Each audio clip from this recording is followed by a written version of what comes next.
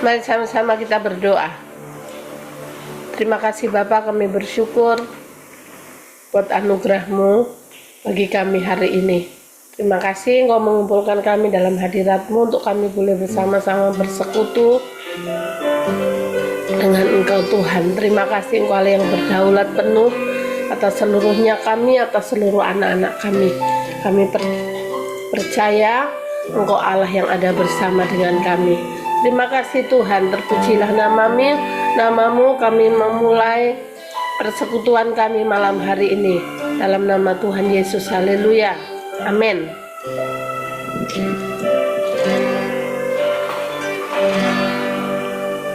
Walau dunia berubah, namun kasih-Mu Tuhan tetap sama di hidupku.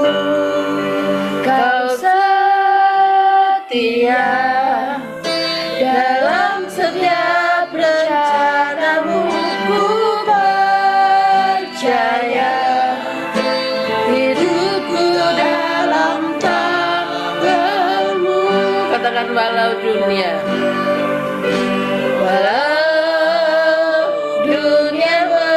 berubah, namun kasih-Mu Tuhan tetap sama di hidupku. Kau setia dalam setiap rencana-Mu, ku percaya hidupku dalam tangan-Mu. Sampai detik ini ku melihat penyertaan-Mu sempurna. Sampai selamanya Kaulah Tuhan, satu-satunya pengharapanku. Mari kita naikkan pujian ini dari awal. Walau dunia berubah, walau dunia berubah, namun kasih-Mu Tuhan tetap sama di hidupku. Kau setia dalam setiap rencana-Mu, ku percaya hidupku dalam tangan-Mu. Sampai detik ini ku melihat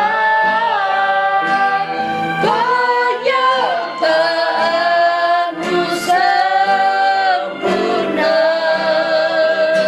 Sampai selamanya Kaulah Tuhan, satu-satunya pengharapanku. Sampai detik ini ku melihat penyertaan-Mu sempurna.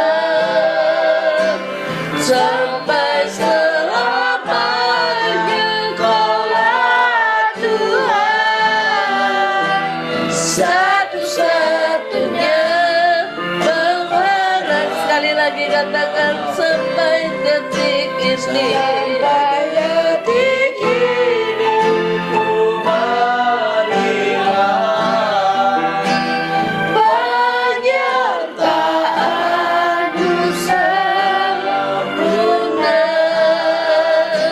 Sampai selamanya Kaulah Tuhan, satu-satunya pengharapan.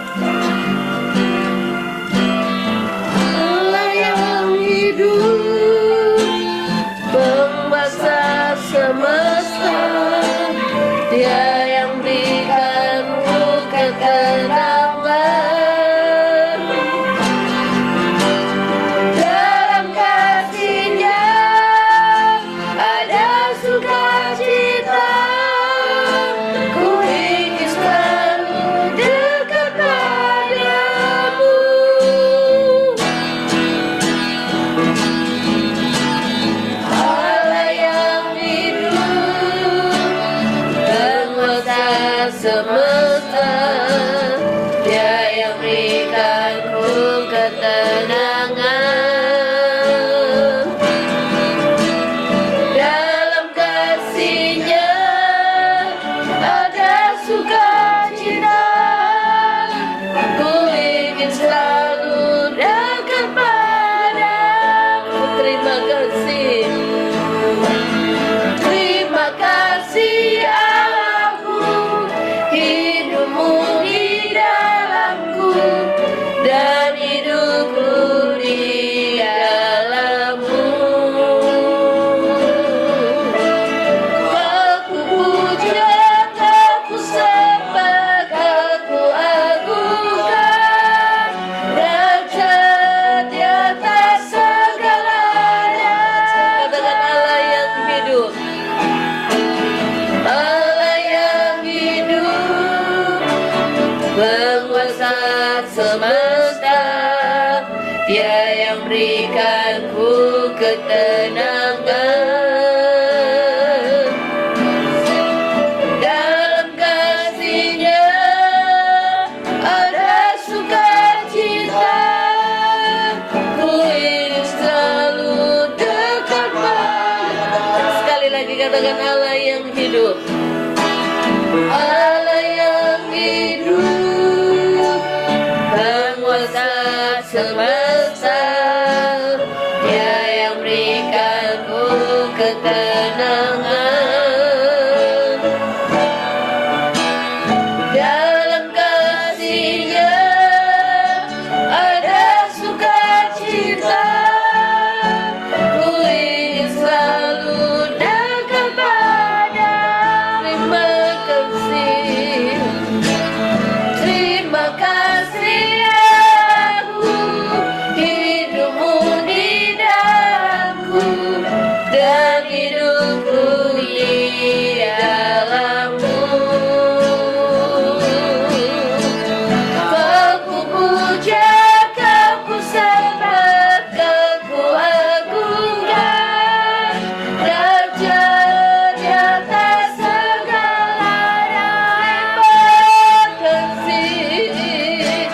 Terima kasih aku, hidupmu di dalamku dan hidupku di dalammu. Kau ku puja, kau ku puja, kau ku sembah, kau ku agungkan, dahsyat di atas segalanya. Kau ku puja, kau ku sembah, kau ku puja, kau ku puja, kau ku sembah, kau sekali lagi katakan kau ku puja, kau ku puja, kau ku sembah, kau ku agungkan, raja di atas segala raja. Haleluya, haleluya.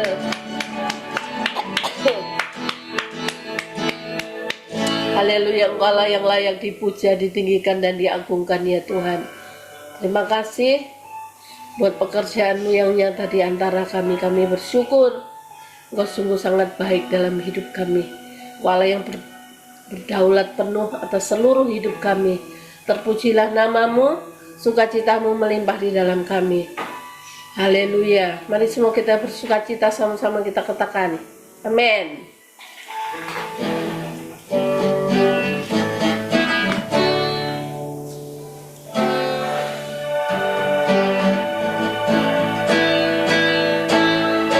Firman-Mu Tuhan, pelita bagi kakiku.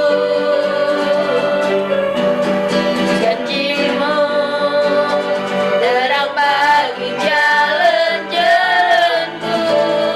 Kebenaran-Mu menuntunku setiap hari. Ku menantikan-Mu memberi kekuatan.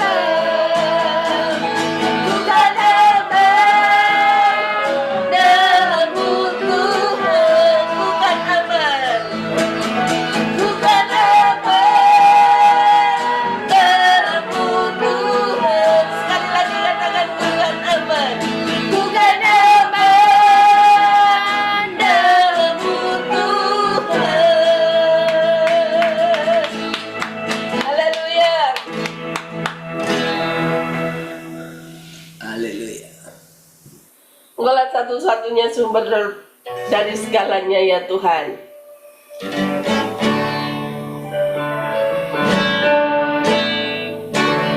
Kaulah satu-satunya sumber dari segalanya, kebenaran yang selalu pegang, kau keyakinanku untuk bersinar terang, Yesus Tuhanku yang berkuasa atasku, hidupku takkan sama.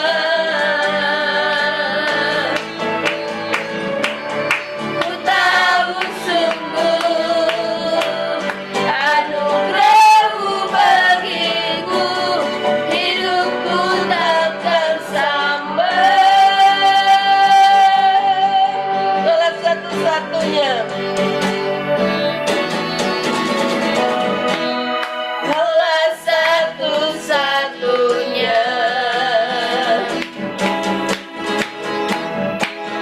sumber dari segalanya, kau kebenaran, kebenaran yang selalu ku pegang, kau keyakinanku untuk bersinar terang, Yesus Tuhanku yang berkuasa atasku, hidupku takkan sama. Ku tahu sungguh anugerah-Mu bagiku, hidupku takkan sama. Yesus Tuhanku yang berkuasa atasku, hidupku takkan sama. Ku tahu sungguh, ku tahu sungguh anugerah-Mu bagiku, hidupku takkan sama. Kaulah alasan, kaulah alasan untuk ku hidup hanya menyenangkan-Mu.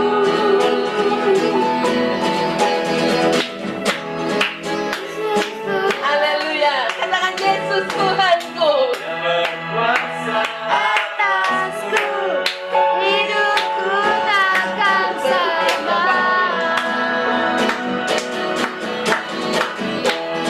Ku tahu sungguh anugerah-Mu bagiku, hidupku takkan sama. Haleluya.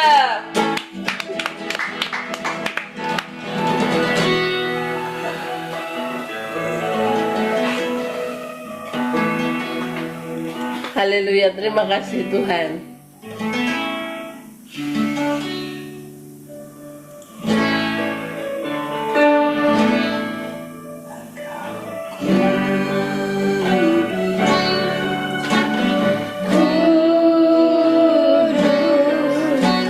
Tiada yang seperti-Mu, Engkau kudus, kudus, mulialah nama-Mu. Engkau kudus, Engkau kudus, kudus, tiada yang seperti-Mu. Engkau kudus,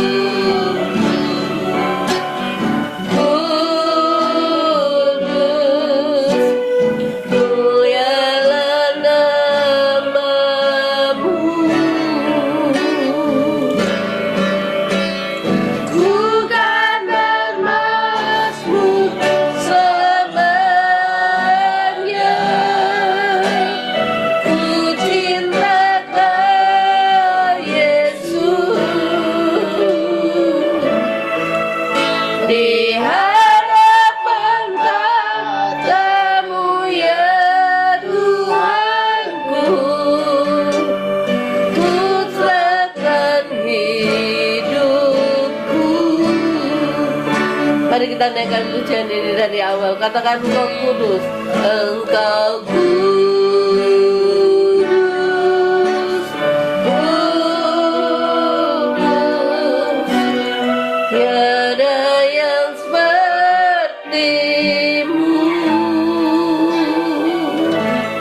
Engkau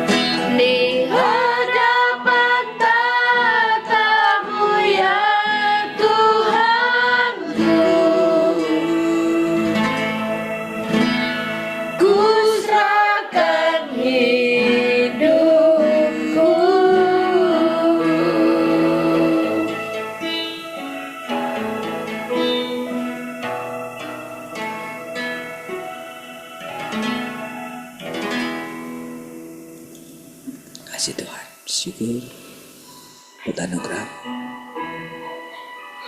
Terima kasih Tuhan.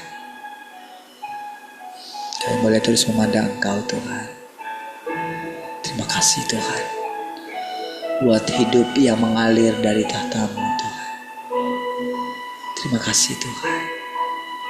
Kami bersyukur hidup-Mu berlimpah-limpah setiap hari Tuhan. Terima kasih Tuhan. Haleluya. Mari silakan Tuhan kembali mengajari kami Tuhan. Kami taklukkan hati kami untuk kami boleh diajar oleh Tuhan. Terpujilah Tuhan. Haleluya. Mari kita semua yang merindukan Tuhan sama-sama katakan amin.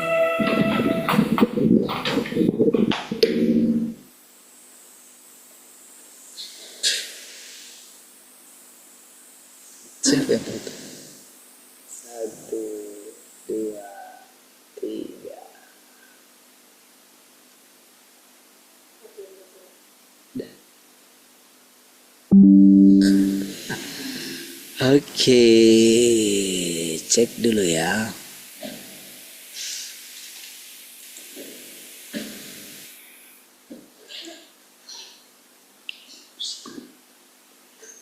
Dari mana mulainya?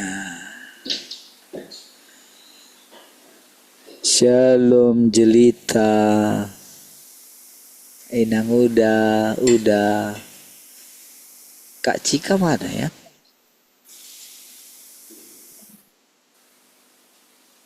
Mandi Pak Tua. Shalom. Shalomnya mana? Selamat malamnya. Malam. Nggak kedengaran yang tadi. Coba ulangi lagi. Salam Pak Tua, salam semuanya. Selamat malam. Selamat malam juga. Sekarang Shalom Tian.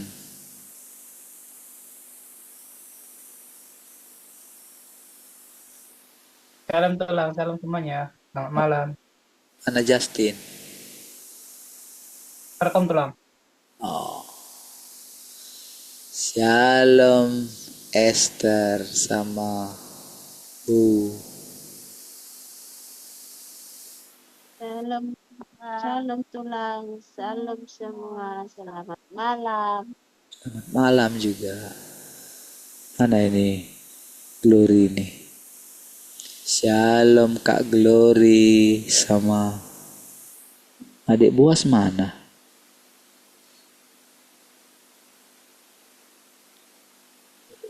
Salam semuanya, selamat malam. Selamat malam. Mana adik buas? Lagi belajar, Bos. Lagi belajar ya.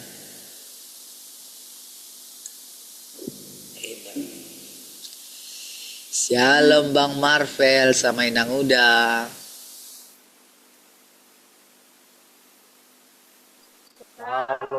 Semuanya, selamat malam. Selamat malam juga. Shalom Tante Heni. Salam semuanya. Selamat malam. Terakhir, Shalom Tante Arta.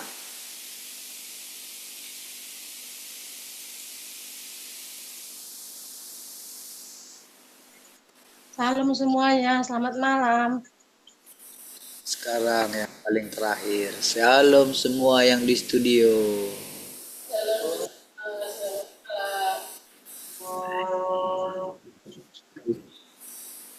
Langsung kedengaran. Baik, puji Tuhan. Mari kita mulai.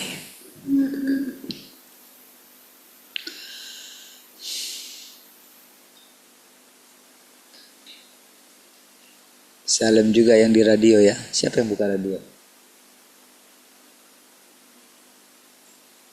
Di radio Shalom ya. Udah hilang. Kok bisa hilang? Oke. Karena engkau memiliki watak yang rusak,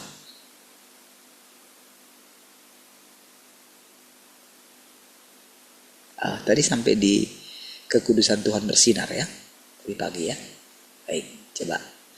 Jika tidak ada jejak watak yang rusak dalam dirimu, Tuhan tidak akan menghakimimu. Dan dia juga tidak akan menunjukkan kepadamu wataknya yang benar. Nah, loh. Gitu kan? Jadi harus ada. Kok gitu Tuhan? Ya memang iyalah, mana bisa. Harus ada dulu gitu. Karena kita bingung kan. Tapi sebetulnya, suara saya bagaimana? Oke kah? Ulangi dulu ya.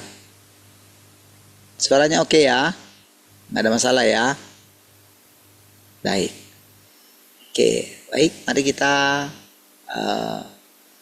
ulangi lagi ya.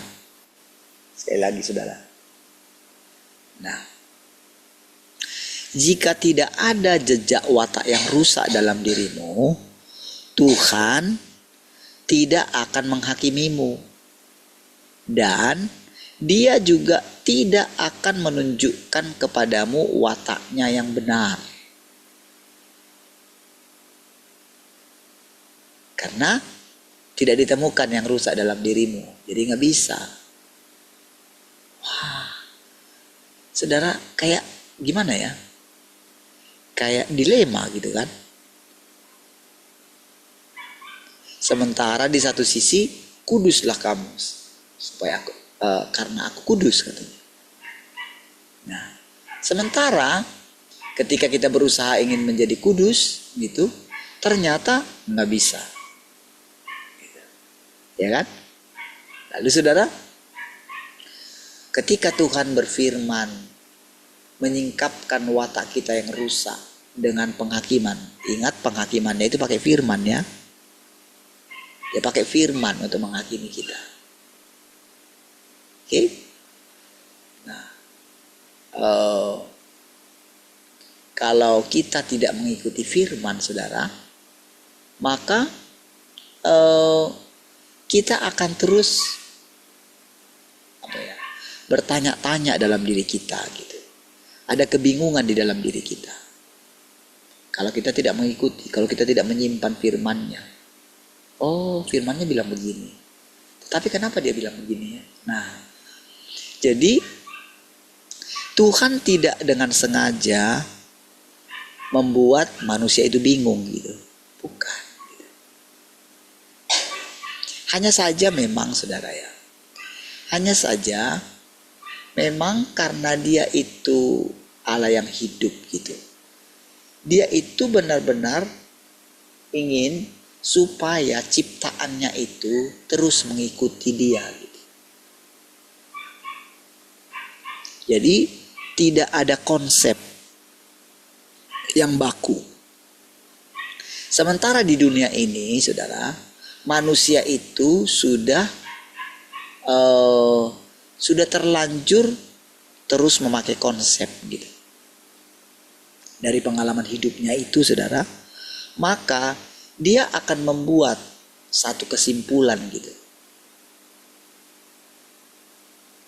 Sehingga nantinya saudara, orang itu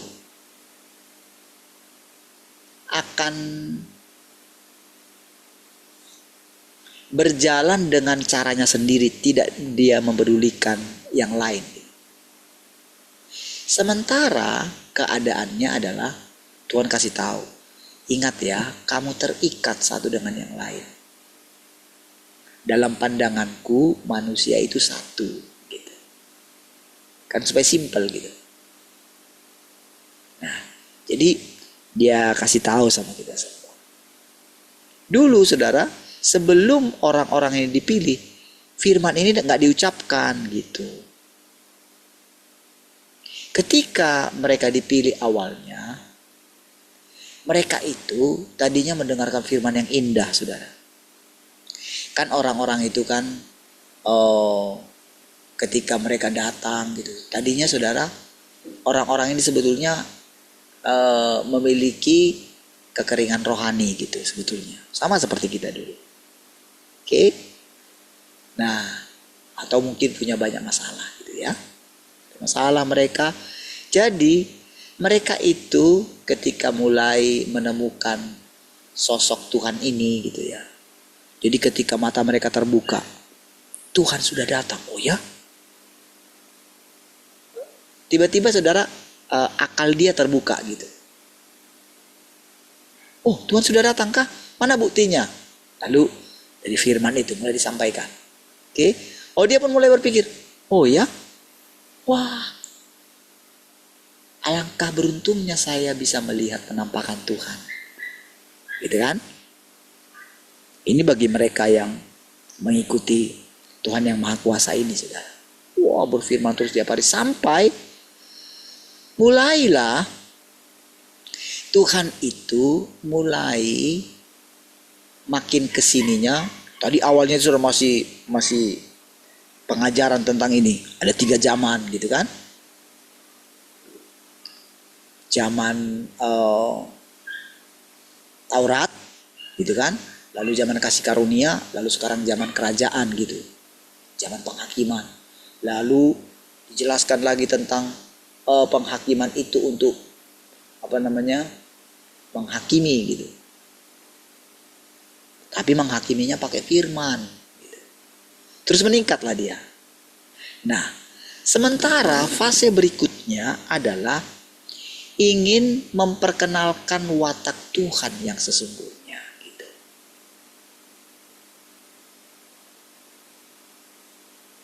Nah, dia mulai ajari kita begini, saudara. Ingat ya, nanti saudara ingat semua firman ini ya, simpan baik-baik gitu ya, karena ini nanti perjalanan saudara ya. Ingat, simpan baik-baik gitu. Jadi dia mulai menjelaskan. Jadi waktu sudah sampai di tahapan ini, saudara ya, sudah sampai di tahapan ini, maka dia ingin memperkenalkan wataknya gitu. Jadi wataknya itu watak itu kan sifat yang tidak bisa berubah, makanya disebut wataknya kayak gini gitu, makanya disebut watak. Karakter, sifat asli gitu. Jadi watak itu adalah keberadaan Tuhan yang sesungguhnya. Ingat ya, di hadapanku semua sama, dan kayak gitu ya. Kalau aku memilih seseorang, ingat, akulah yang telah memilihnya. Ya, kamu nggak tahu semua. Aku yang merancangkan semuanya. Di mana kamu tinggal, di mana kamu lahir, dalam keluarga apa kamu lahir, di suku mana, tanggal berapa, bulan berapa, tahun berapa, di zaman apa, semua aku yang tentukan. Mulai jelaskan itu. Oke? Nah, jadi dengan penjelasan itu, mati lampu kan di itu.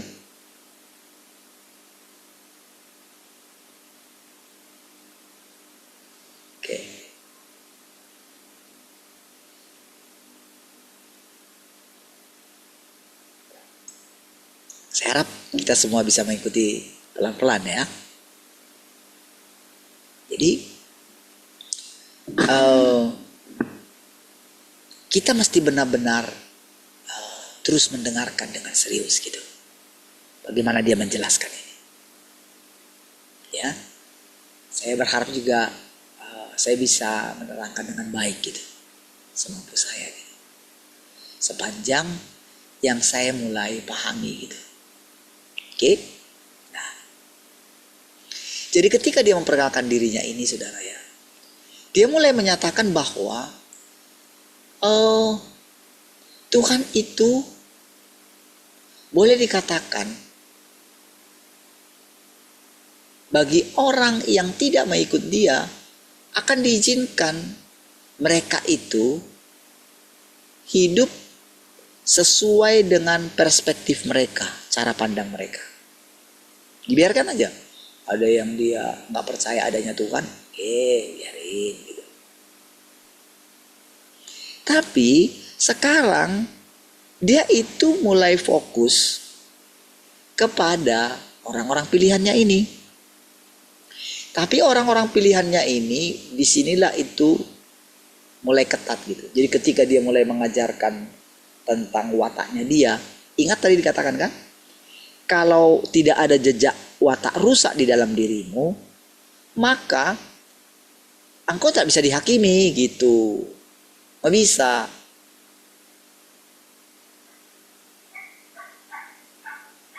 Jadi kalau manusia itu merasa dirinya benar, karena usaha dia, mungkin tidak ada masalah sama dia.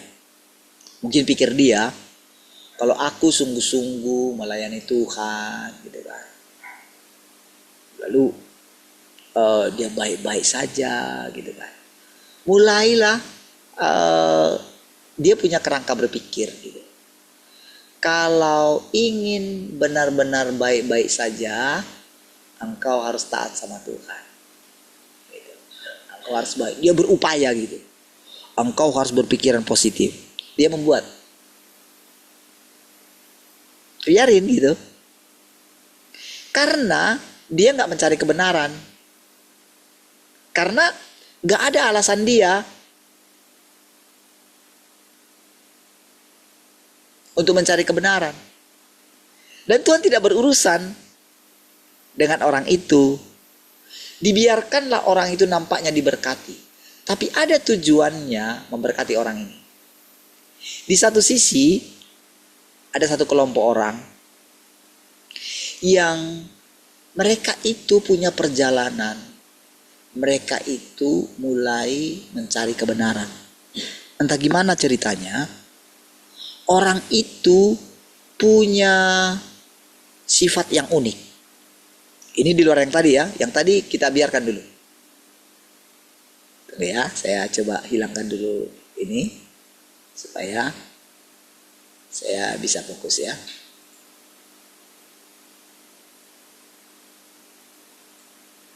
Oke, nah.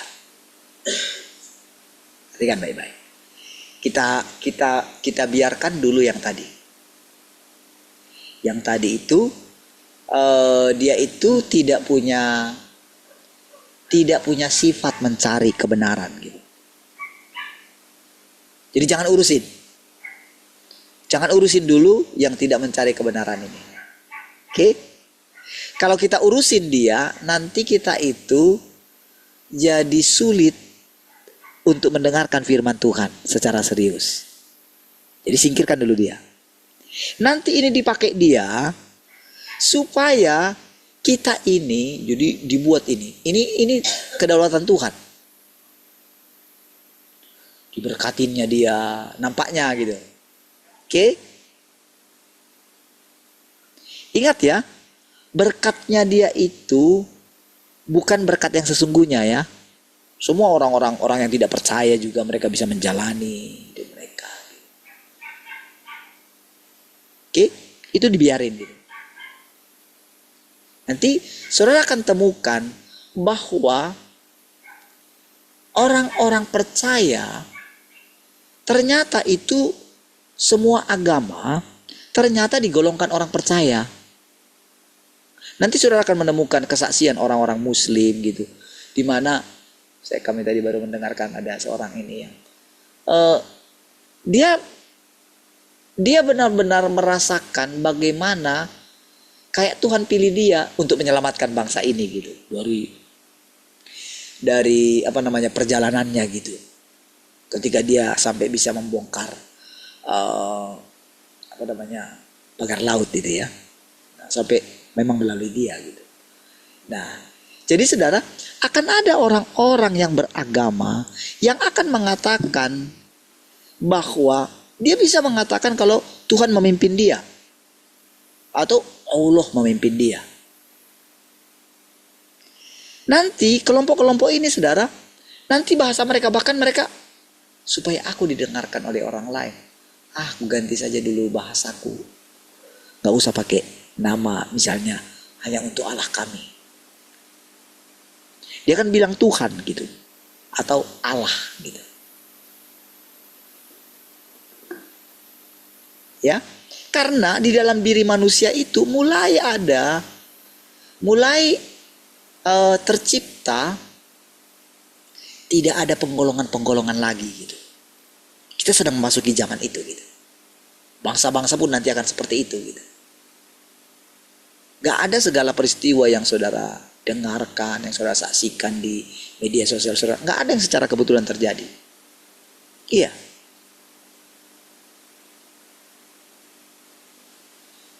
Oke. Nah, jadi saudara, itu di kelompok-kelompok lain, ingat Tuhan juga mengatur mereka. Ada petugas-petugas di alam roh. Jadi ketika dia meninggal sebagai orang Muslim, sebagai orang Buddha, sebagai orang ini, itu nanti begitu mereka mati, begitu mereka meninggal,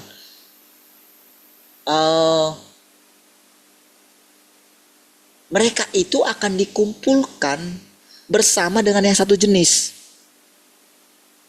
Iya, jadi nanti mereka lahir lagi, nanti mereka dilahirkan di kelompok agama yang bagaimana.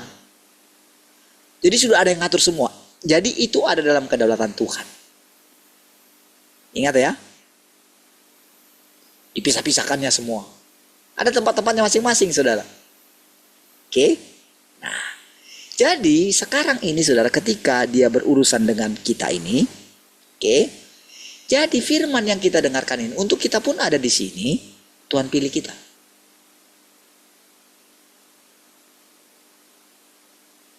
Jadi pemilihan Tuhan atas kita ini itu ajaib sekali.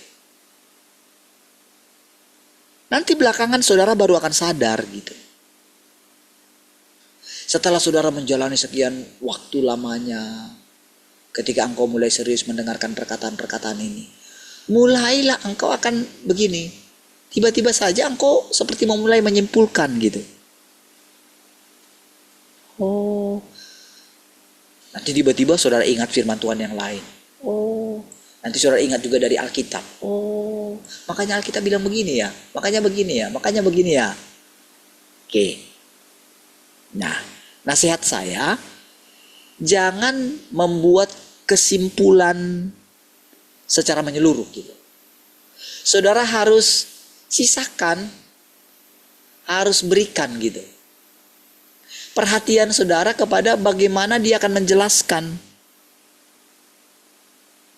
Jadi begitu ada di poin yang tadi itu, begitu dikatakan, kalau kamu tidak punya jejak yang rusak, maka kamu tidak perlu dihakimi. Dan kalau kamu tidak dihakimi, maka kamu tidak akan melihat watakku yang benar. Ya juga ya. Nggak ada alasan bagi dia.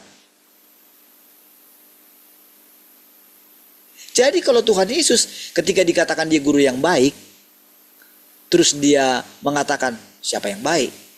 Nah, saudara mesti meniru pola pikirnya Tuhan itu. Itulah salah satu pola pikirnya Kristus. Ingat ya, Kristus itu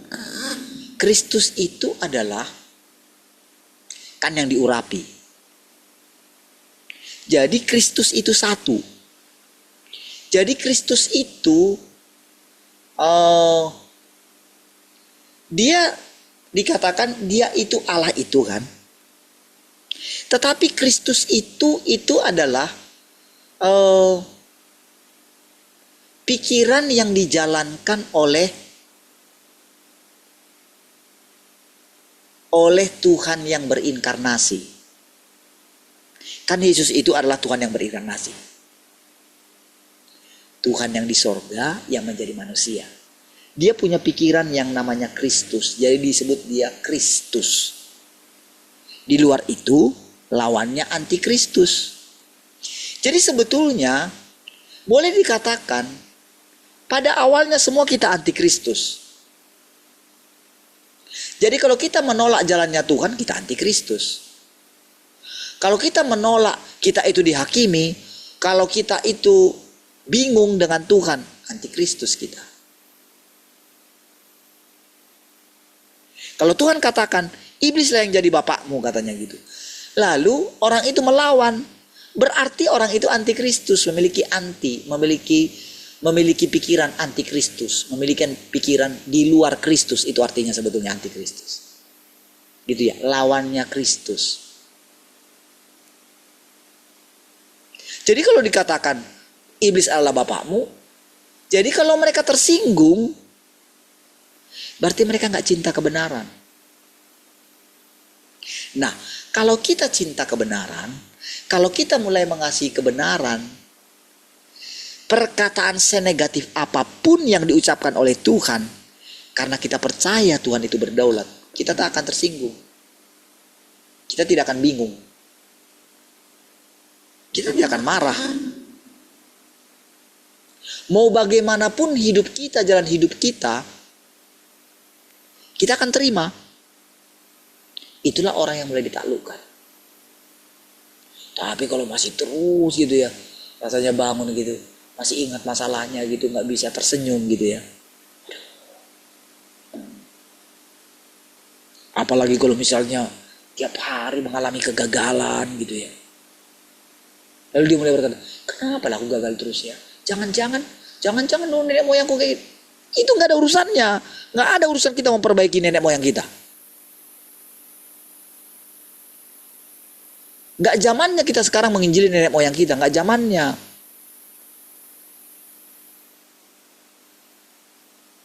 Jadi kalau kita itu sampai dulu menginjili nenek moyang kita, itu sudah karena pintar-pintarnya guru kita. Karena di dalam dia itu, di dalam pikiran dia itu, dia ingin mengatasi, dia ingin menyelesaikan, solve problem. Dia ingin menyelesaikan, dia ingin memecahkan masalah. Makanya kalau kita itu ketika kita gagal gitu, lalu kita mulai mencari-cari kesalahan kita, mulai mencoba di mana ya letak kesalahanku. Itu selangkah kita mundur. Nah, nggak bisa kayak gitu, nggak bisa.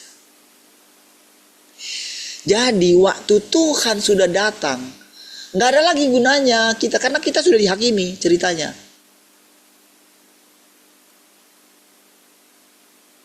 Karena sudah masuk ke masa penghakiman, gitu loh. Nggak bisa lagi mundur gitu loh. Aduh, seandainya aku begini, tentu aku tidak akan dihakimi. Enggak, sudah terima.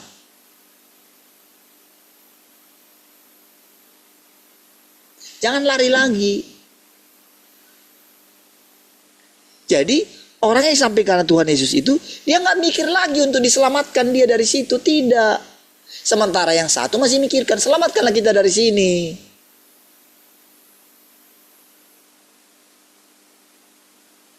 Kita nggak bisa ngomong kayak gitu. Jadi ketika dihakimi, lebih baik pikiran kita, dia mengatakan, kalau engkau sampai pada kerajaanmu Tuhan, ingat aku ya. Gitu. Berikan aku kesempatan untuk ya bisa hidup lah. Izinkan sekali lagi aku hidup. Dia nggak tahu sebetulnya mau minta apa, dia nggak tahu gitu loh. Cuman mungkin pernah didengarkan dia imam-imam atau ahli Taurat mengajarkan sesuatu, atau orang tuanya mengajarkan sesuatu. Dia mulai dalam perenungan dia sudah membayangkan gitu kan, nanti dia akan mau mati. Nanti kalau aku mati gimana ya? Dia sudah membayangkan seperti itu, saudara. Dan gak ada lagi pikiran, dia bukan misalnya, gak ada lagi pikiran dia untuk selamat dari situ. Gak ada. Karena ada waktunya sudah divonis dia untuk hukuman mati. Dan gak mungkin berubah itu lagi, hukuman itu. Kalau dia mungkin sakit, dia mestinya masih bisa pergi ke ini. Ke orang pintar gitu. Dia mungkin bisa pergi ke dokter gitu. Kan semua kan manusia kayak gitu kan.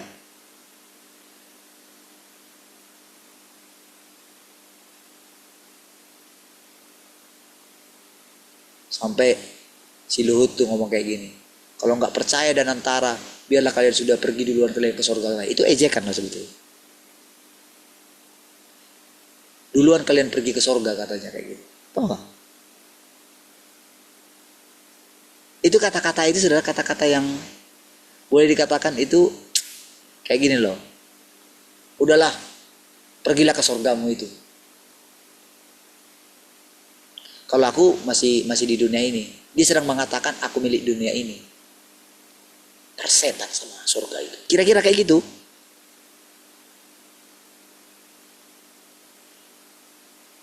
Iya. Jadi kebanyakan orang-orang yang kaya kayak gitu. Iya. Tapi tahu sekali lagi saudara, itu diizinkan.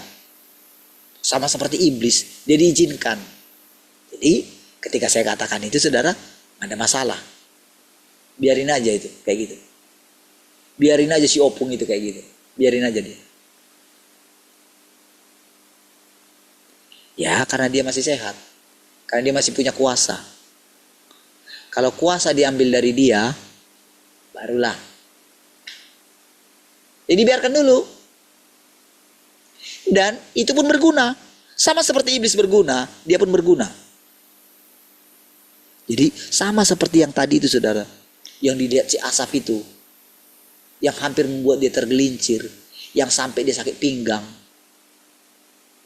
Menusuk-nusuk rasanya. Jadi itu menjadi jalannya dia untuk mengenal dan untuk masuk ke tempat yang lebih dalam. Nah, gitu ya. Harus punya pikiran kayak gitu.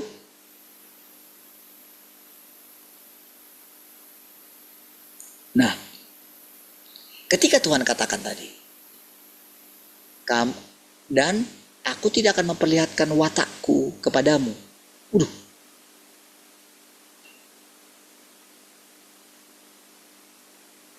Kalau kita tidak mengetahui wataknya Tuhan, maka kita akan menjadi orang yang bingung. Ingat ya, ini tadi kita yang sudah dipilihnya itu saudara. Jadi ketika kita masuk makin dalam, masuk lebih dalam ke dalamnya Tuhan, maka kita itu seperti dikatakan tadi, ada jejak yang rusak tadi. Jadi ketika Tuhan katakan dia itu kontras, ada tujuan dia mengatakan itu.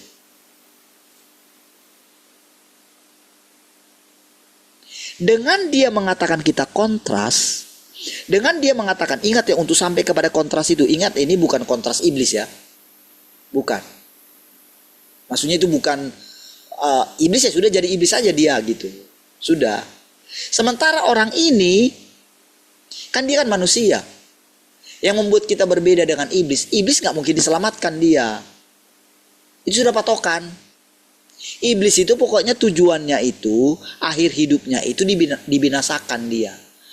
Ingat sekali lagi, arti dibinasakan itu sampai dikatakan dia tidak ada lagi ingatan tentang dia. Kira-kira kayak gitu.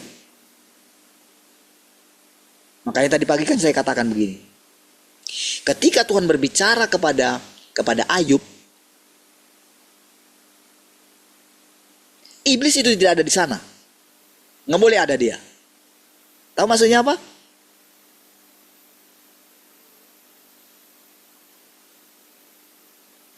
Ketika kita sekarang saudara mendengarkan firman ini saudara, ketika dikatakan wataknya, walaupun Tuhan jelaskan ada firman mengenai wataknya begini-begini, kita tidak akan pernah tahu. Kecuali dia itu mau kasih tahu. Nah, waktu dia mau kasih tahu, dia kasih jalannya sama kita.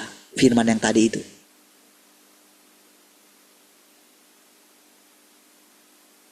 Kan terjadi bergejolak dia kan? Terjadi percakapan gitu. Tapi orang ini berbeda sedikit dengan Ayub. Ayub itu awal-awalnya saking dia terkejut sekali, dia itu sampai bilang begini, aduh Tuhan, enggak, sudah Tuhan, sudah Tuhan. Malu sekali dia.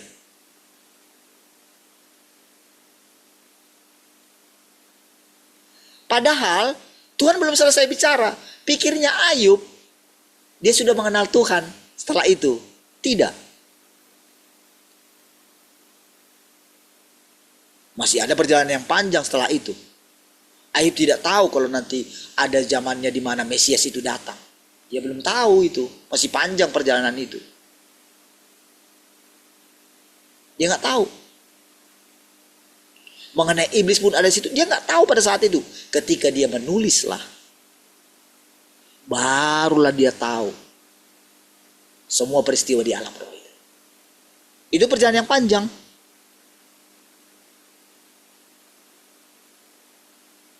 Dan entah di mana dia sekarang, wallahu alam. Ketika kita sebut nama Ayub itu, adakah di alam roh dia yang bergerak? Ayub itu muncul? Tidak. Karena orang itu berkembang terus. Iya, itu kan misteri. Misteri kehidupan gitu. Seperti saya katakan tadi pagi tentang Yesus, saudara. Ketika kita panggil dia, Yesus, Yesus, kau berarti bagi. Itu kan kita kayak mundur ke belakang. ketika kita memanggil nama Yesus. Padahal dia sudah punya nama yang baru. Tapi saudara, karena memang tingkat pengertian kita sampai di situ, nggak masalah sama Tuhan, nggak masalah. Dituntut kita pelan-pelan, saudara. Sampai nanti mulailah di dalam diri kita itu, mulailah kita mencintai Tuhan yang sejati. Kan Yesus itu kan bawa kita kepada Bapa kan. Nggak ada anak, nggak ada Bapa katanya. Kan disuruh kita makan dia. Kan kalau kita makan dia, kan Tuhan bilang terus, ingat-ingat perkataan Tuhan. Kemana aku pergi, kamu tahu jalan ke situ. Berarti kan sebetulnya kita ini dalam perjalanan kita kan adalah Yesus. Yang dalam perjalanannya, kita akan terus merasakan, saudara. Setiap kali kita bersekutu, kita akan merasakan hati kita berkobar-kobar terus, saudara. Itulah buktinya Tuhan sedang ada di antara kita. Kita mulai gak peduli.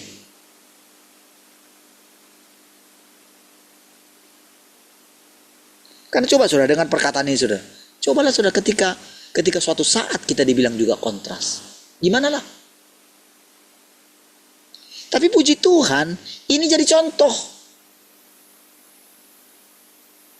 Dia nggak tahu pada waktu itu, dia nggak tahu saudara. Mereka berdebat dengan Tuhan yang Maha Kuasa ini saudara. Harus keluar semua. Sampai si Tuhan yang Maha Kuasanya ketika dia bicara, itu ngalir aja saudara. Dari Tuhan yang di sorga itu ngalir aja terus. Kan ingat Tuhan yang Maha Kuasa bilang apa? Aku hanya melakukan sebagian apa yang disuruhkan kepadaku. Dia hanya fokus di situ aja. Memang kita pun harus seperti itu. Tapi dengan dia melakukan itu, tahu gak saudara? Dia benar-benar merasakan keindahan Tuhan yang sejati itu saudara. Dia merasakan persekutuan yang hidup saudara. Sama seperti yang kita alami sekarang.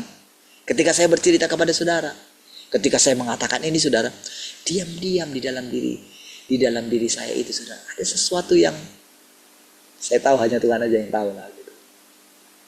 Karena saya tahu, kita mulai sadar kita ini miliknya dia. Saya mulai sadar saya punya dari dia. Saya telah dipilihnya sejak dari semula.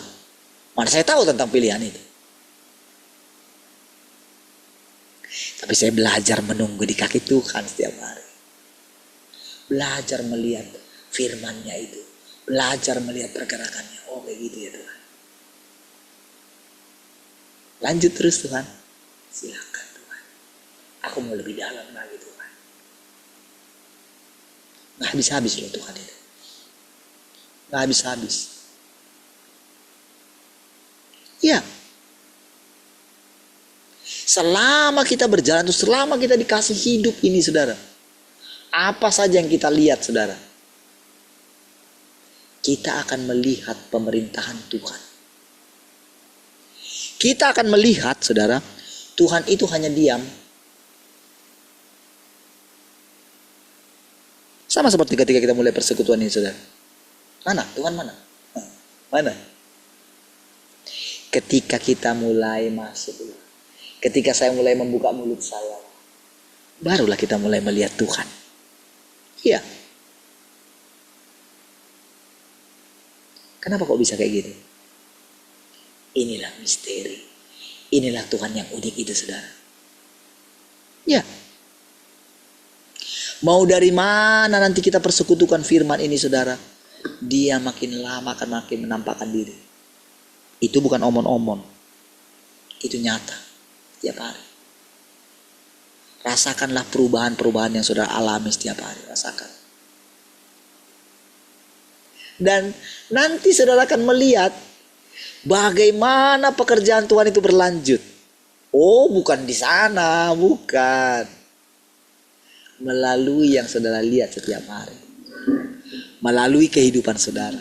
Melalui perjumpaan saudara dengan orang-orang lain. Saudara kan lihat. Saudara, yang tadi saya katakan itu saudara. Awalnya saudara, makanya dia berani katakan begini. Di sini saya yakin Allah pilih saya katanya. Iya, kenapa dibilang dia kayak gitu? Karena waktu itu sebelum kejadian itu, kira-kira bulan 5 kalau nggak salah. Jadi waktu itu ulang tahun pernikahan mereka kalau nggak salah. Kalau nggak pernikahan, ulang tahun istrinya. Saya lupa ya. Ulang tahun istrinya atau pernikahan tadi? Istrinya. Jadi istrinya itu minta pergi ke apa tuh? Mangrove, gitu ya, taman mangrove gitu kan. Nah kebetulan memang juga dia ada tanahnya di daerah situ, di daerah apa? Kronja atau apa namanya? Kronjo. Iya, Kronjo ya. Ada tanahnya dia juga di situ, tapi dia ini. Dia bilang dia. Jadi waktu dia pergi ke situ, itu permintaan aneh istrinya gitu. Pergi ke taman mangrove itu. Gitu kan? Lalu saudara, dia ketika dia sampai di situ, maka orang-orang itu cerita. Gitu loh. Jadi dia nggak tahu, padahal saudara dia mantan wakil Menteri BUMN saudara dia.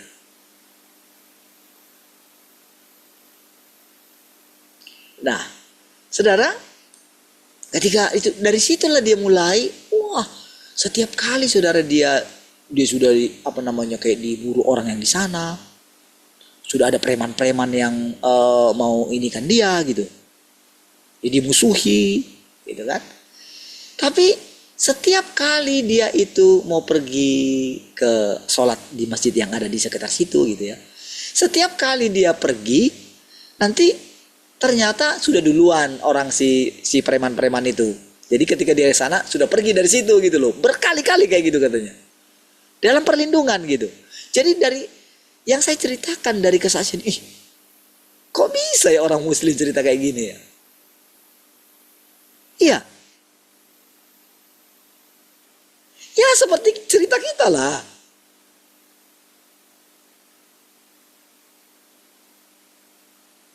Benar-benar berkali-kali gitu. Kadang-kadang saudara dia harus ini. Misalnya dia mau sewa bot gitu kan. Perahu gitu kan. Nah, dia juga kayak dituntun gitu supaya tidak perahunya mereka gitu loh, dari yang membenci dia gitu loh. Jangan-jangan nanti perahu ini dibawa saya ke tengah, tiba-tiba saya ditenggelamkan di situ. Ada pikiran kayak gitu, tapi tiap kali semua perjalanannya itu saudara kayak dituntun Allah. Gitu. Itu bahasa dia kan. Saya harus pakai itu. Apa maksudnya saudara? Ternyata sekarang pekerjaan Tuhan itu meluas dia. Iya. Kenapa kita bisa melihat itu? Kenapa saya bisa melihat itu? Adakah secara kebetulan saya hanya dengarkan itu saja? Tiba-tiba saya dengarkan itu. Kalau bukan Tuhan yang menuntun.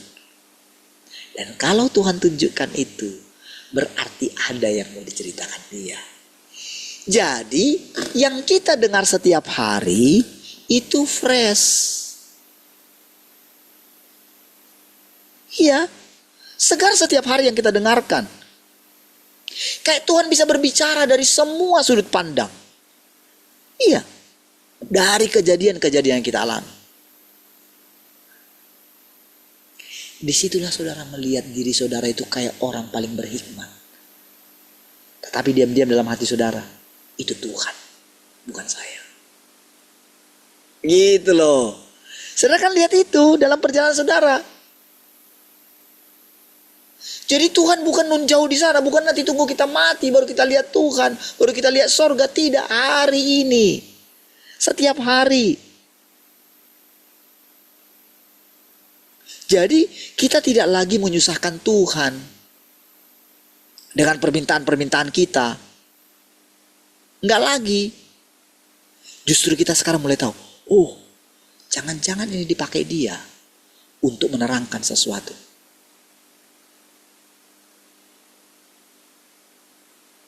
Berarti kita nggak boleh fokus dong sama masalah kita.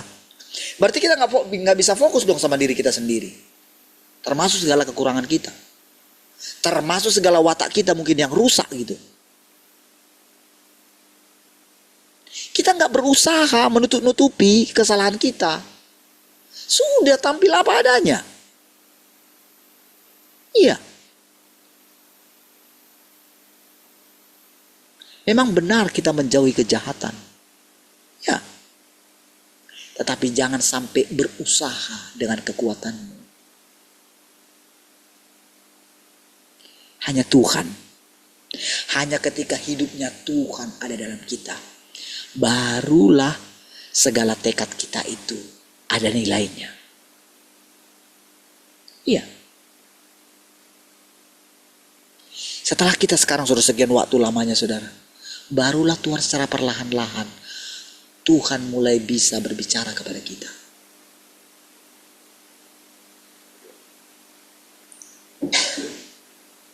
Kalau bukan karena dia tekun saudara selama ini, iya, dari mana saudara?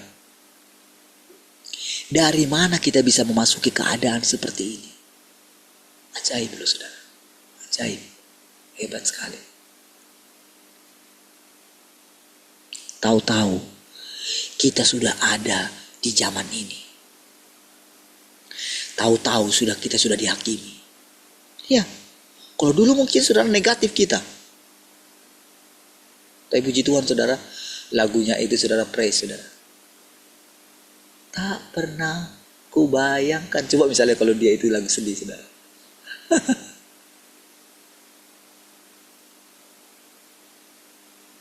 Kau datang dengan mendadak kan.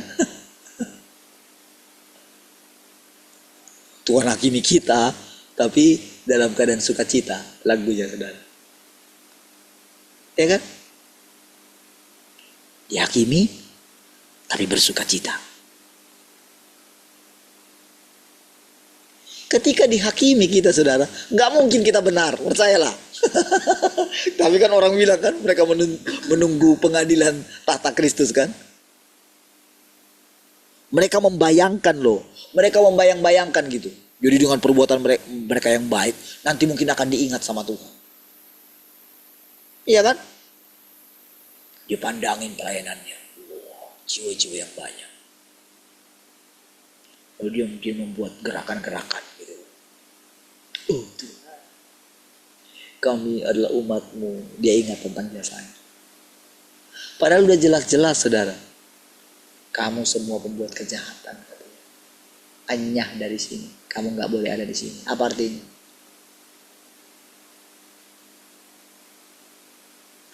Firman-Ku tidak seperti yang kamu pikirkan. Kamu interpretasikan firman-Ku sesuai dengan kehendak. Seperti itu nanti orang-orang itu terkejut saudara. Iya.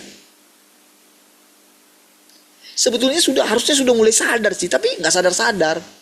Tapi sudahlah, itu urusannya dia. Kalau dia nggak mau berubah, kalau dia selalu menganggap, dia pikir bisa ganti itu saudara, segala usaha itu untuk mendapatkan Tuhan. Dia sudah mendapatkan upahnya. Dan dia sudah dipuji-puji oleh orang lain saudara. Dia sudah menikmati itu selama dia hidup. Yang dia tidak punya adalah Allah yang sejati. Itulah hidup yang sesungguhnya. Hidup dia hanya hidup sementara, tidak hidup yang kekal. Iya.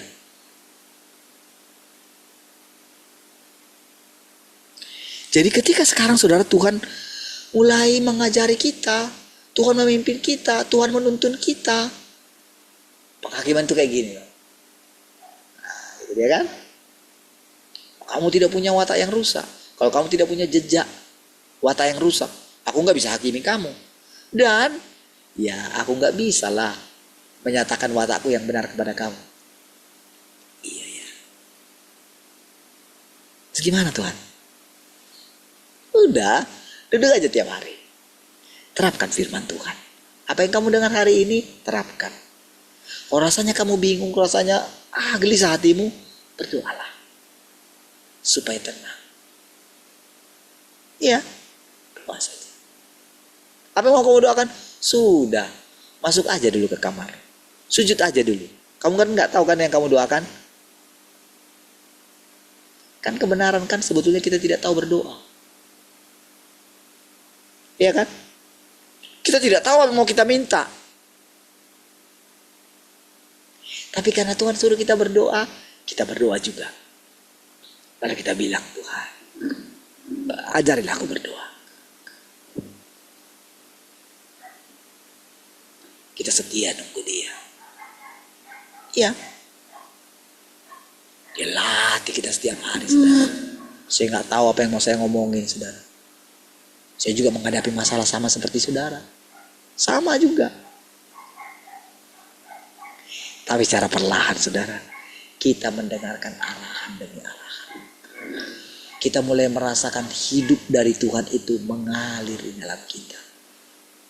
Kita mulai merasakan, oh kita menjadi punya satu pemikiran yang berbeda dari sebelumnya, saudara. Berbeda. Cara pikir kita, pola pikir kita berubah. Ya. Ketika saudara setiap hari, ketika kita memulai hari-hari kita, ketika kita bersuka cita, ketika kita dipenuhi dengan rasa lapar dan haus akan kebenaran, maka setiap hari Tuhan akan mengajarkan kita kebenaran. Kebenaran kita selalu baru setiap hari. Iya, pengalaman kita selalu baru setiap hari.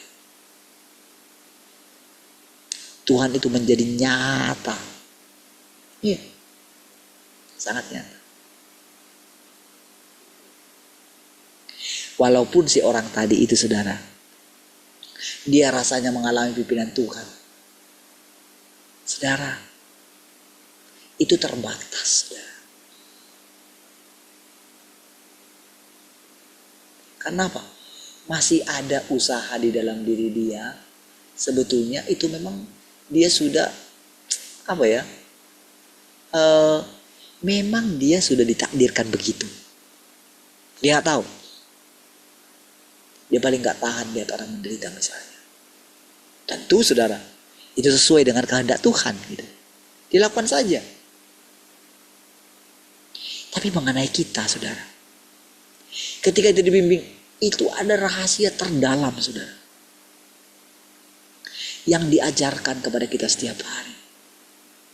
Dan apa yang kita lihat kemudian, saudara, bagaimana Tuhan memerintah bumi ini, saudara. Bagaimana Tuhan itu berinkarnasi. Bagaimana daging kita ini merasakan pemerintahan Tuhan. Bagaimana tubuh kita ini mewujudkan Tuhan. Nah, itu anugerah. Itu pilihan. Dan kalau kita bisa melihat Tuhan setiap hari, Tuhan yang benar, itu anugerah yang luar biasa. Coba kita lanjutkan sedikit lagi. Ya, beberapa kalimat. Perhatikan. Ya. Karena engkau memiliki watak yang rusak, Tuhan tidak akan melepaskanmu. Gitu kan? Dan melalui inilah kekudusannya diperlihatkan. Nah, gitu loh. Makanya saudara, jalan ini misteri. Konsep orang, saudara. Siapakah yang bisa menghadap Tuhan? Orang yang bersih tangannya dan murni hatinya. Tahu saudara? Ternyata orang yang nulis itu Daud. Dia gak bisa bangun bait suci loh, saudara. Karena tangannya berlumuran darah. Wah, dia kecewa sekali. Tapi ya sudahlah. Orang tua sudah ngomong kayak gitu. Karena kan dia juga yang ngomong, siapakah yang bisa menghadap Tuhan? Kalau seandainya saudara, jadi ketika dia lihat kan nanti kan sama-sama mereka sudah mati. Kalau mereka diizinkan melihat keadaan itu, mau belajar lagi kan? Sekarang gini, coba aku panggil kamu Daud, aku panggil kamu Salomo. Terpanggil ya. Oke, sekarang apa yang kamu pelajari? Ketika kamu dulu nggak bisa bangun bait suci, kamu kan pengen sekali kan bangun kan? Tapi kan aku nggak izinkan.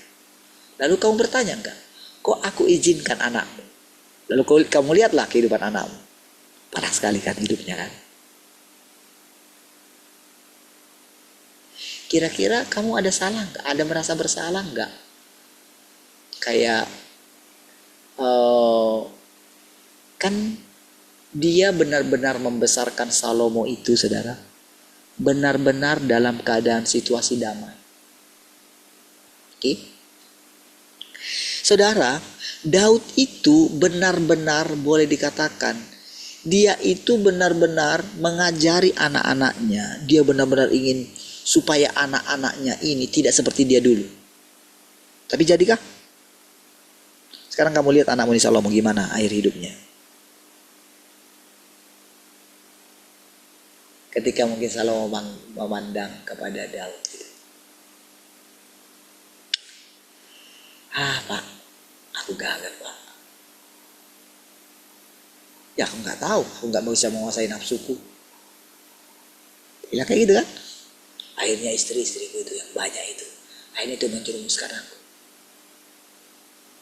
Padahal kalau ingat awal itu ya, makanya, wah, pada waktu itu ketika pertama-tama aku bisa bangun bait suci itu ya, aduh, dia ceritakan.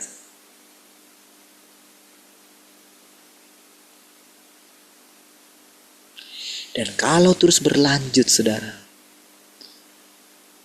ketika mereka melihat keturunan mereka berikutnya, ya kan? Sudah lihat? Kan mereka itu menjadi awan saksi katanya kan? Ketika mereka melihat satu orang yang dipilih, kan mereka penasaran kan dengan keturunan mereka kan?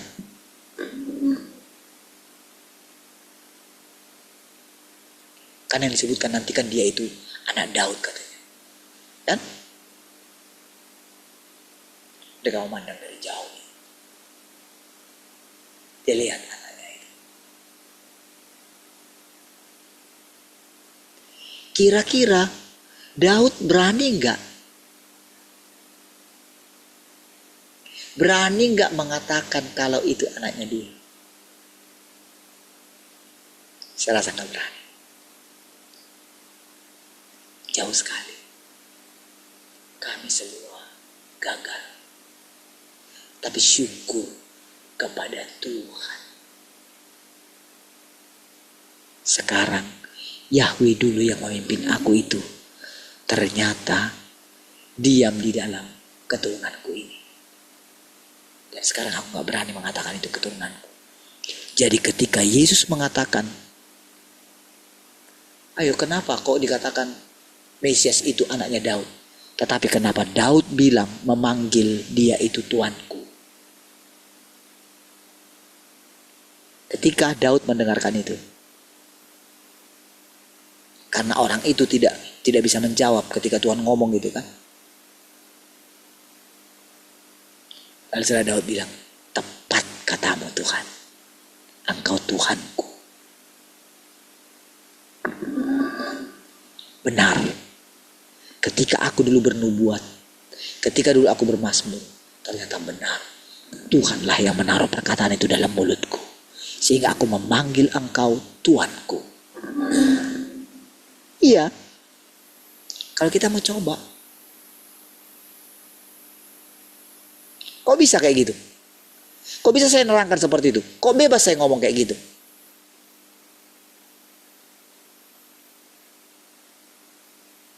Kok bisa ada penjelasan seperti itu? Lalu kita kembali lagi. Tuhan menerangkan seperti itu. Lihat saudara betapa kayanya kita. Lihat betapa hikmat Tuhan itu berlimpah-limpah saudara. Lihat bagaimana Tuhan bisa menjelaskan semuanya. Ya. Dan orang ini gak perlu dia merasa dirinya itu besar kepala ketika bisa menerangkan itu. Tak ada gunanya. Makin hari saudara, Tuhan makin bebas menjelaskan kepada kita. Saya yakin saudara juga punya pengertian yang sama kok. Saya yakin sekali. Karena ketika saya mendengarkan saudara sharing itu, hebat. Tuhan itu saudara. Iya, itu Tuhan. Iya. Oh saudara, kita akan dibawa melampaui segala batasan-batasan. Iya. Tuhan benar-benar akan makin bebas saudara bercerita kepada kita. Iya. Sekarang Tuhan kita itu saudara, benar-benar Tuhan yang sangat, benar-benar merdeka gitu. Benar-benar dia Tuhan yang berdaulat saudara. Iya. Oh kita akan merasa malu saudara kalau kita itu menganggap orang lain itu hebat gitu. Enggak, kita akan merasa malu saudara. Menyanjung orang lain, menyanjung manusia. Ketika ada orang ngomong misalnya kayak yang tadi saya bilang itu saudara. Kalau hari ini nyawamu dicabut.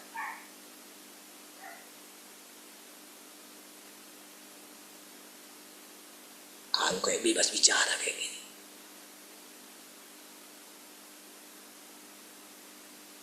Ya kan?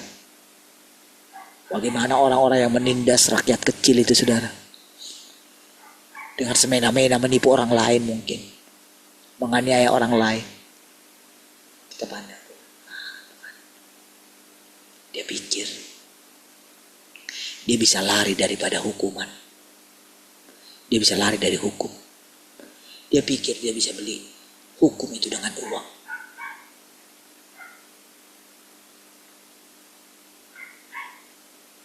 Kasihannya dirimu. Iya. Dan tahukah saudara, apa yang saudara pikirkan itu langsung jadi. Iya. Iya. Terjadi begitu saja. Saudara akan lihat saudara, orang-orang yang meninggalkan Tuhan, yang mengandalkan kekuatannya, yang mengandalkan kekayaannya, saudara akan lihat saudara, mereka seperti bunga yang mungkin pagi hari dia mekar, petang dia menjadi layu. Iya. Saudara akan lihat orang-orang itu menjadi layu. Saudara akan lihat. Tapi orang yang menanti-nantikan Tuhan akan mendapatkan kekuatan yang baru. Mereka seumpama Raja Wali yang naik terbang tinggi. Tuhan terus memperbaharui kekuatan mereka. Iya. Dan kita akan sangat mengucap syukur. Kita lebih dulu dihakimi. Dan gak perlu kita membenarkan diri kita ketika dihakimi. Gak ada gunanya. Mana mungkin kita benar. Dan kalau kita benar, itu Tuhan gak akan datang menyelamatkan kita. Karena dia datang untuk orang berdosa. Iya. Kalau kita menganggap diri kita gak berdosa, kalau kita menganggap diri kita itu gak rusak, gimana bisa Tuhan datang sama kita? Ya bisa. Jika Tuhan melihat bahwa kekotoran dan pemberontakan manusia terlalu besar, tetapi dia tidak berfirman atau menghakimimu, juga tidak menghajarmu karena ketidakbenaranmu, maka ini akan membuktikan bahwa dia bukan Tuhan. Karena dia tidak memiliki kebencian terhadap dosa, dia akan sama kotornya seperti manusia. Sekarang ini oleh karena kekotoranmu lah aku menghakimimu, dan karena kekotoranmu lah aku dan oleh karena kerusakan dan pemberontakanmu lah aku menghajarmu. Itu kebenaran. Aku tidak sedang memamerkan kuasaku. Nggak ada gunanya. Kuasaku itu nggak berubah kepadamu ataupun dengan sengaja menindasmu. Aku melakukan hal-hal ini karena engkau semua yang dilahirkan di negeri yang kotor ini telah sedemikian tercemar oleh kekotoran. Ingat ya, bukan berarti kita yang tidak lahir di situ kita juga nggak tercemar, kita tercemar. Tapi dengan adanya mereka, makanya kita boleh mendengarkan kebenaran-kebenaran ini, saudara. Iya, dan boleh kita terapkan. Itulah alasan Tuhan menjejakkan kakinya kedua kali di sana, di tempat yang paling najis. Karena dulu dia telah menjejakkan kakinya di tempat yang paling kudus. Makanya kan Tuhan bilang sama Musa, tanggalkan kasutmu, karena tempat di mana kau berdiri itu kudus. Iya, Tuhan datang pertama kali di tempat yang kudus yang sudah dikuduskan dia. Tapi kedatangan yang kedua di tempat yang paling najis, sehingga gak dikenali. Mana mungkin Tuhan datang kedua kali di situ? Tuhan akan datang di Bukit Sion.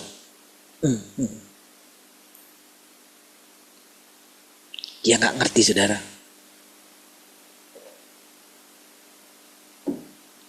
Orang Israel nggak ngerti. Bukan Sion secara fisik, bukan Sion yang dulu yang sedang kubicarakan, tapi yang sedang kubicarakan adalah Sion yang kemudian. Iyalah. Kalau enggak kan sudah bisa diprediksi kedatangan Tuhan itu. Makanya semua orang berusaha. Tuhan sudah mau datang. Oh, nanti dia akan bisa jual beli. Nanti akan ada chip. Oh, udahlah. Itu teruslah beritanya digoreng. Iya, memang ada kayak gitu. Tapi kok kayak dia berkuasa sekali kan? Pikir-pikir, bodoh juga ya. Sudah dari dulu kayak gitu. Dulu barcode di pinggir kiri, lalu di tengah dengan yang panjang itu adalah 6. Aduh. Tahu-tahu semua pakai barcode. KTP pun pakai barcode. Beli sampo pun pakai barcode, beli permen pun pakai barcode. Wah. Sampai sekarang loh.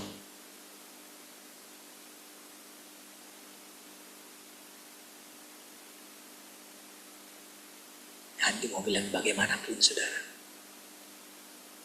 Tuhan berdaulat. Iya, nggak boleh orang berusaha, nggak boleh. Wah, aku tidak akan ini, karena nanti orang siapa yang pakai tanda ini? Wah.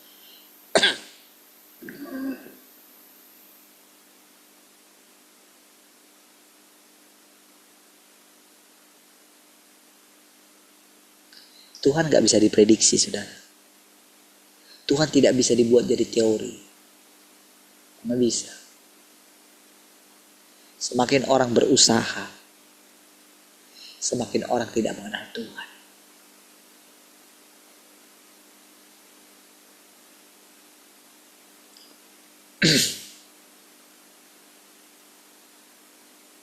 Karena kekotoran dan kerusakanmu itulah engkau dihakimi dan aku melepaskan murkaku terhadapmu. Justru karena penghakiman oleh firman inilah engkau semua telah mampu memahami bahwa Tuhan adalah Tuhan yang benar dan bahwa Tuhan adalah Tuhan yang kudus. Justru karena kekudusan dan kebenarannya Dia menghakimimu. Kira-kira apalah tujuannya manusia itu dihakimi?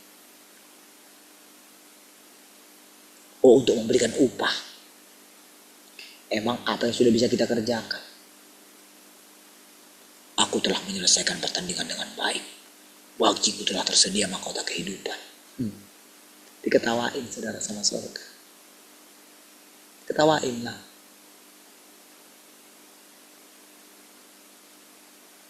Nah, untuk apa lah yang kamu mau dapatkan?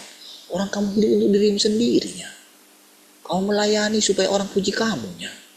Supaya kamu mendapatkan berkat Tuhannya. Macam mana itu? Kamu gak malu? Justru ketika kita dihakimilah,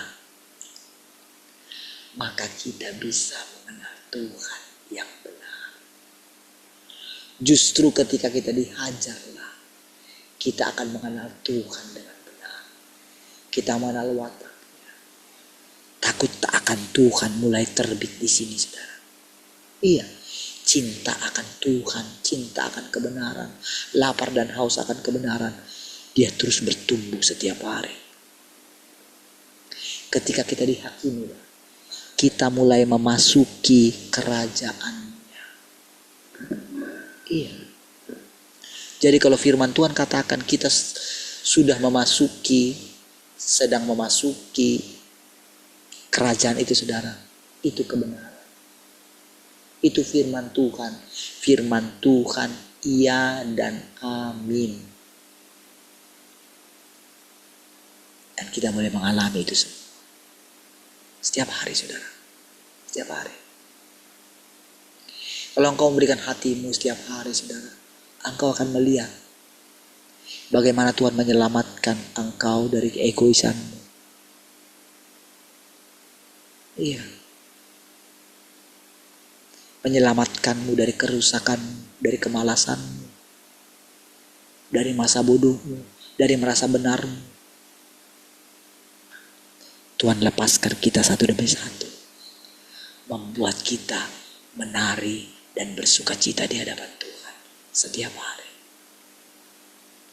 Terpujilah Tuhan. Kita berdoa. Terima kasih Tuhan. Kami bersyukur malam hari itu anugerah. Terima kasih buat setiap perkataan-perkataan Tuhan. Haleluya. Sebentar kami beristirahat Tuhan. Kami beristirahat dalam hadirat. Supaya kami besok bangun dengan tubuh yang segar. Segala kemuliaan bagi Tuhan. Haleluya. Sama-sama katakan. Amin. 1, 2. Siapa yang foto? Kalian lah. 1, 2, 3. Baik, puji Tuhan semua. Tuhan memberkati.